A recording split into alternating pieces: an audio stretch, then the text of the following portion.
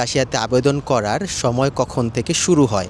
তো নরমালি রাশিয়াতে যারা পড়াশোনা করতে আসে তাদের আবেদন করার সময় শুরু হয় হচ্ছে মে মাস থেকে।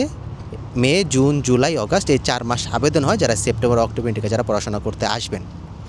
এখন অনেকেই কোয়েশ্চেন করে যে আমি যে আবেদন করব, আবেদন করার কতদিন পরে আমি কন্ট্রাক্ট পেপার পাবো অথবা আমি অফার লেটার পাবো? আপনি আবেদন করার মিনিমাম 15 থেকে 20 দিন বা 1 মাস পরে আপনি কন্ট্রাক্ট পেপার পাবেন।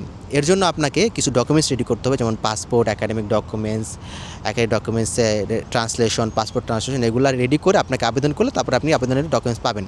সেপ্টেম্বর ইনটেকের জন্য যারা আবেদন করে তারা মে মাস, জুন মাস, জুলাই মাসে আবেদন করে ফেলে যাতে এবং তারা পরবর্তীতে এবং খুব ইজিলি তারা ডকুমেন্টস পায় এবং অ্যাম্বাসি ফেস করে রাশিয়া আসতে পারে। তো যারা আবেদন করতে চাচ্ছেন তারা চাইলে আবেদন করতে পারেন।